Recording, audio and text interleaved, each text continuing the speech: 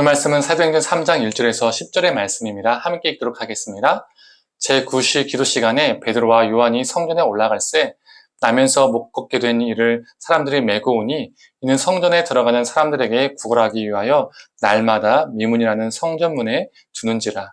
그가 베드로와 요한이 성전에 들어가려 함을 보고 구걸하거늘 베드로가 요한과 더불어 주목하여 이르되 우리를 보라 하니 그가 그들에게 무엇을 얻을까 하여 바라보거늘 베드로가 이르되 은과 금은 내게 없거니와 내게 있는 이것을 내게 주노니 나사렛 예수 그리스도의 이름으로 일어나 걸으라 하고 오른손을 잡아 일으키니 발과 발목이 곧 힘을 얻고 뛰어서서 걸으며 그들과 함께 성전으로 들어가면서 걷기도 하고 뛰기도 하며 하나님을 찬송하니 모든 백성이 그 걷는 것과 하나님을 찬송함을 보고 그가 본래 성전 미문에 앉아 구걸하던 사람인 줄 알고 그에게 일어난 일로 인하여 심히 놀랍게 여기며 놀라니라. 아멘. 아침 묵상을 들으시는 모든 성도님들에게 하나님의 은혜가 있기를 간절히 소망합니다. 오늘 본문을 보면 태어나서부터 걷지 못한 사람이 이 성전 미문에서 날마다 구걸을 했다고 합니다. 그리고 사장을 보면 그는 40여 세 정도 되었다는 것을 알 수가 있죠. 아무리 못해도 그는 몇십 년 동안 성전 미문에서 날마다 구걸을 했다는 것을 우리가 추측할 수 있습니다. 그렇다면 베드로와 요한이 이날 처음으로 이 장애인을 보게 되었을까요? 아니겠죠. 유대인들은 수시로 성전에 와서 제사를 드렸습니다. 베드로와 요한도 유대인이었기 때문에 여러 번 성전에 갔었겠죠. 그리고 베드로와 요한은 성전 미문을 지날 때마다 그 장애인을 한 번 이상은 보았을 겁니다. 하지만 그때는 무심코 그를 지나쳤습니다. 보지 않았던 것이죠. 그때는 그냥 그를 요즘 말로 하면 거지로 그냥 나와 상관없는 사람으로 받아들이고 그렇게 스쳐 지나갔을 것입니다. 그런데 성령이 임하고 성령의 사람이 되자 그냥 본 것이 아니라 그를 주목하게 되었습니다.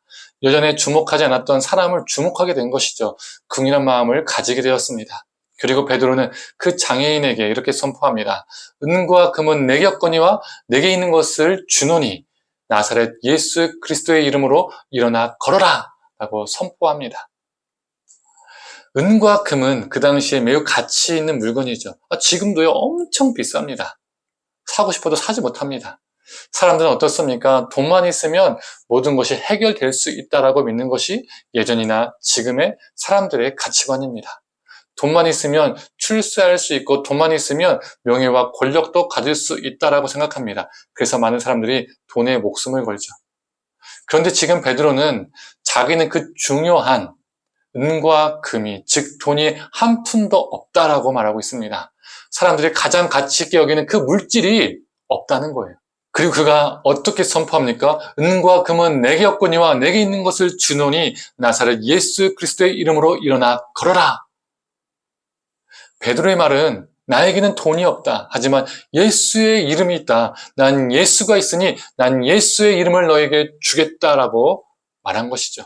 이렇게 선포하자 그의 발과 발목이 힘을 얻기 시작했고 심지어 뛰기 시작했습니다. 그는 그 장애로부터 해방되었습니다. 단순히 육체적인 장애가 아니라 자신 안에 있던 모든 상처와 낙인과 왕따로부터 해방, 회복이 되었습니다. 또한 그는 하나님을 찬송하기 시작했습니다. 그에게 성전은 더 이상 구걸하는 장소가 아닌 하나님을 찬미하는 장소가 되었습니다. 평생을 구걸하며 살던 자가 이제는 하나님을 찬미하는 자로 변화되어진 것이죠. 그렇다면 우리에게는 무엇이 있습니까? 우리는 우리 인생을 책임져 줄 것이 무엇이라고 생각합니까? 우리의 내면 깊이 무엇을 추구하며 쫓으며 살고 있습니까? 혹시 우리는 금과 은 같은 것을 쫓으며 살고 있지는 않습니까? 아니면 예수의 이름을 쫓으며 살고 있습니까? 우리는 금과 은을 위해 살고 있습니까? 아니면 예수의 이름을 위해 살고 있습니까? 우리는 금과 은으로 살고자 합니까? 아니면 예수로 살고자 합니까? 교회 안에도 은과 금으로 살아가는 사람들이 참 많이 있습니다. 예수를 믿는다고 하지만 은과 금을 믿으며 사는 것이죠. 또한 오늘날 많은 교회들이 그 교회 안에 은과 금으로 채우고자 합니다. 교회가 은과 금을 쫓아가고 예수의 이름보다 교회의 이름을 알리는데 혈안이 되는 경우도 참 많이 있습니다. 은과 금 때문에 또한 교회 분쟁이 일어나기도 하죠.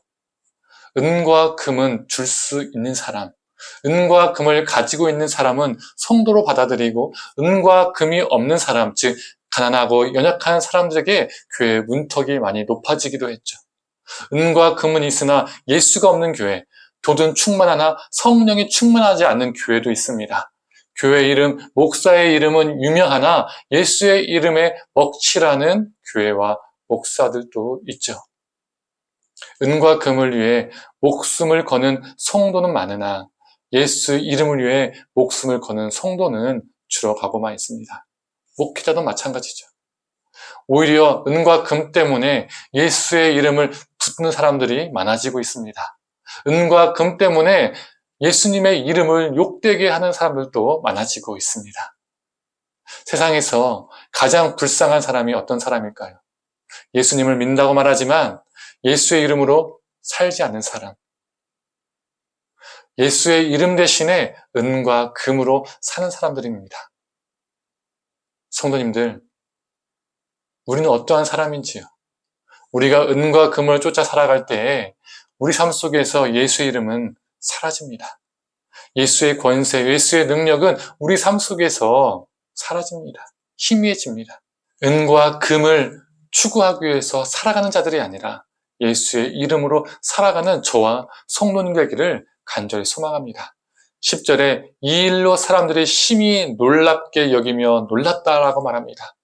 예수의 이름으로 살아가서 세상을 놀라게 하는 저와 성도님 되기를 간절히 축원합니다.